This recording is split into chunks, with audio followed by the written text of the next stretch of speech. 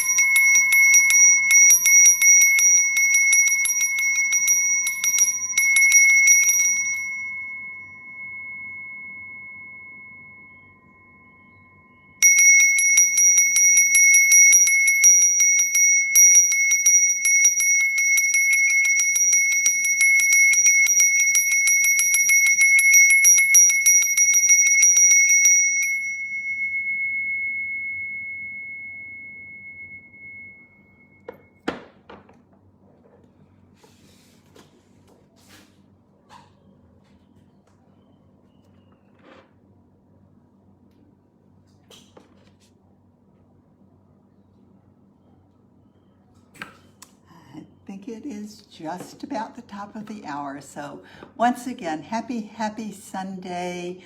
Welcome. I'm so happy to see many of you already online. And I hope you've had a wonderful week. This has been a really fun week for me. Our title this morning, Learning from Sunflowers, was kind of inspired by the fact that our sunflowers began blooming about 2 weeks ago, and I was just so excited when I saw them because they always fill me, they inspire me, and they fill me with a beautiful energy, the color just being near them. And our wonderful gardeners have planted them on both sides of our garden walk. And in this last week, they have burst into bloom. We have hundreds of sunflowers blooming. And when I mentioned to Stephen that I was enjoying the sunflowers, he was telling me more about sunflowers, which I had no idea. He said they're very, very ancient. They're very, very old plants that have been on the planet for a very, very long time. And that they have that long stalk. In that long stalk is about 75% of their energy. And about 25% of that energy is in that beautiful, large, bowl-like bloom that we have all come to identify, that burst that looks like a sunburst. And he mentioned that they are like, this bloom is like a satellite dish. It has the ability to attract about 200 times the frequencies, the energy that is in the actual plant. It kind of draws in that energy from the sun, that energy from the Creator, those frequencies, and it holds them and processes it throughout the plant. And think about this, it then sends it out into the world, into the planet. And as the plant itself goes through its entire life cycle, it goes back into the planet. So all of the energy is returned, and in addition, it has that extra energy that has been brought in. So in a sense, the sunflower is an amazing generator. Now, I want you to hold on to that thought for a little bit, because there's something else that I learned about sunflowers that is related. However, it is kind of sideways. So this past week, the man who had been processing our visas for Indonesia, for Bali, for many, many years, contacted me because with no travel, he has looked to other things. And he and his family decided to use some of their land for bee farms, and they now are producing honey. So when I told him that I would love to have some of the honey. He lives just 2 kilometers from us, and I would love to have some of that honey from where I know that it comes from.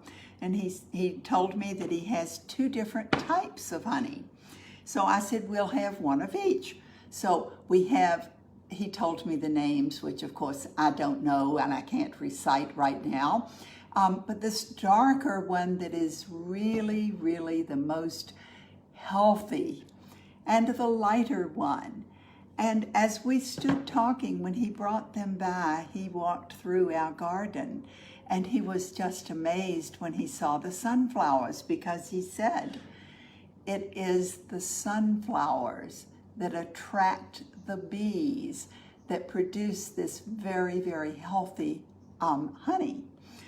The mangoes produce this that is a sweeter honey, which we have mango trees spaced throughout our entire property and at the center as well.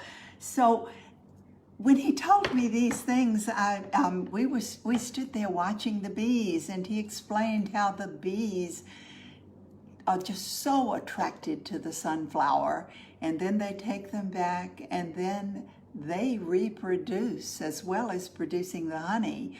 They're reproducing. And how many of you have heard how that the bees have been disappearing from the planet, and that they are required for us to have our plants. They are required for pollinating the other plants so that we can have food.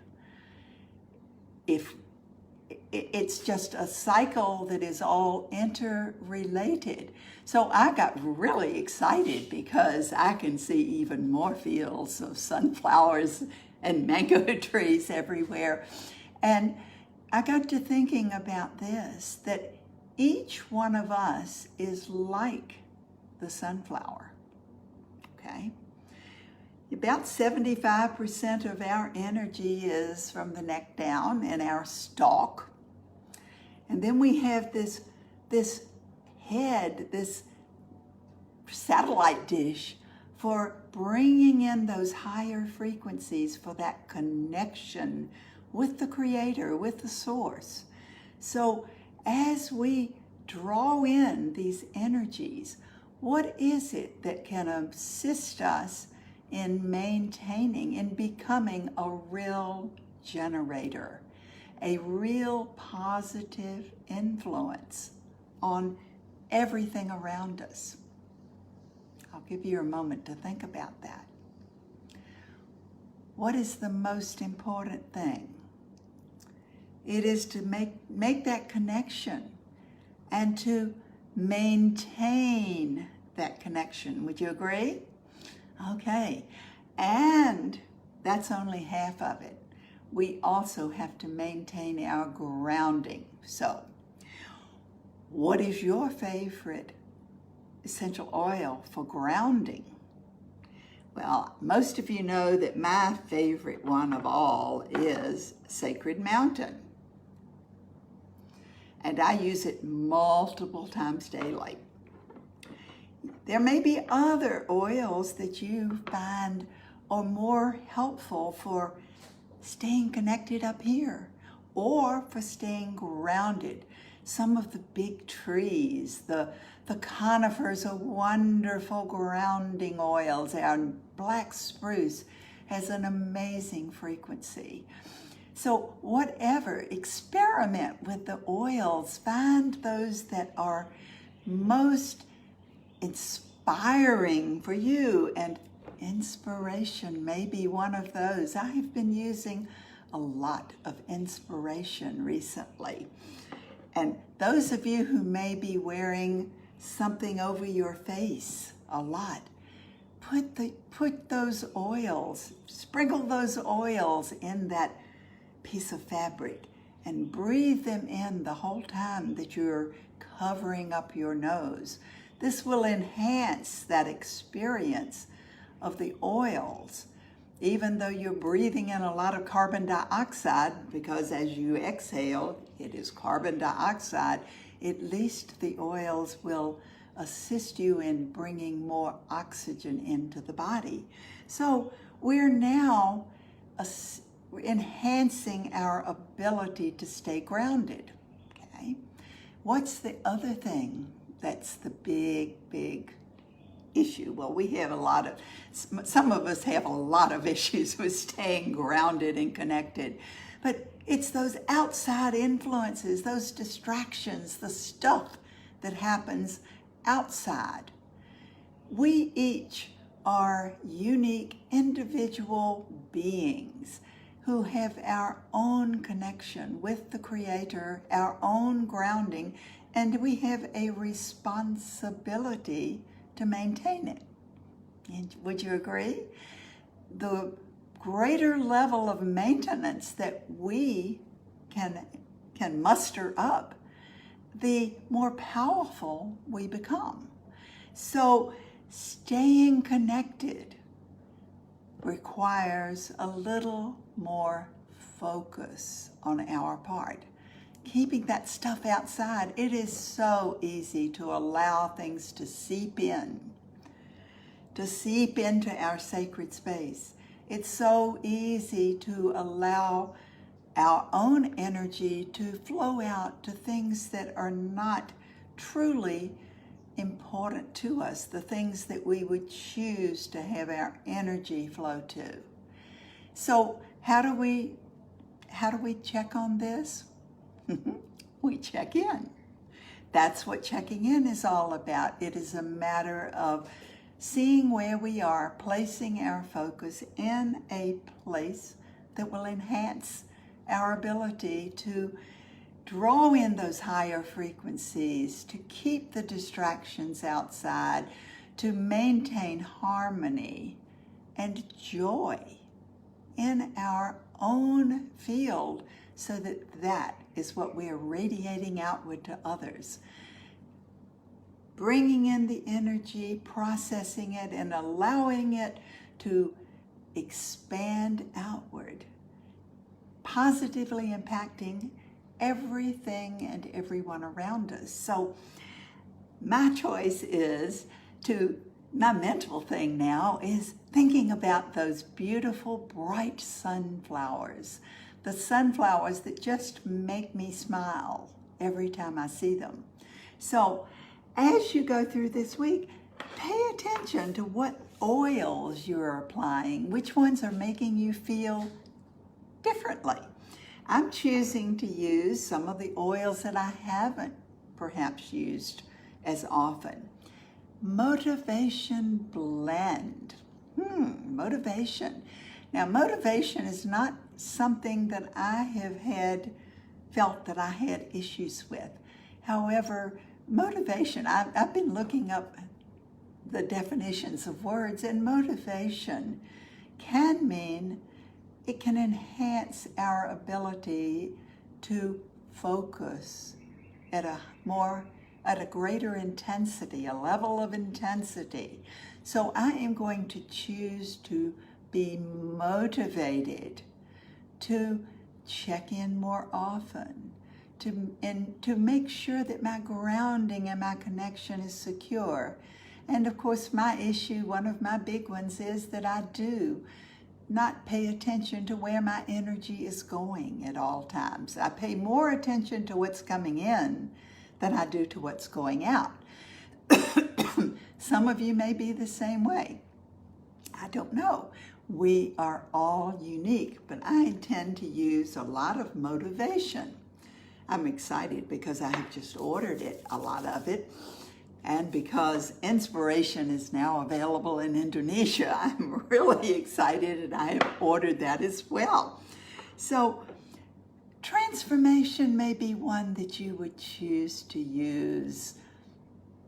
It's not one that I have chosen in the past to use often. I'm not sure why, because this blend was actually introduced at the 2012 convention, which was one of those shining moments for me and for the Asia team that was there. And so for some reason, though, it has not been one that I've had with me a lot. So transformation. I intend to transform the way that I pay attention. You may choose to light your fire. Lighting your fire. Think about those sun rays, that energy coming in. It's like fire coming in, transforming you. So light your fire. You may choose journey on. There's so many options. Of course, all of the oils of Rainbow Healing System, those 10 single oils are, for me, they go on my body multiple times daily, starting with geranium, lavender, cedar wood, balsam fir, grand fir, or black spruce, orange, frankincense or sacred frankincense, lemon, jasmine, ylang-ylang, and sacred sandalwood. So I'm going to use Believe too, which I always do. So I never miss an opportunity to have a Believe shower, but just use your oils. Determine which ones are going to be so exciting for you that you light your fire, whether it is that blend or whether it is combination of other single oils or blends. Light your fire, ignite yourself to become that generator like the sunflower, bringing in those higher energies, processing them throughout your being and allowing them to radiate outward. And pay attention. I look forward to seeing you again next week, and I always love your messages of what's going on. So have a beautiful, beautiful week of inspiration and transformation. I'll see you next Sunday.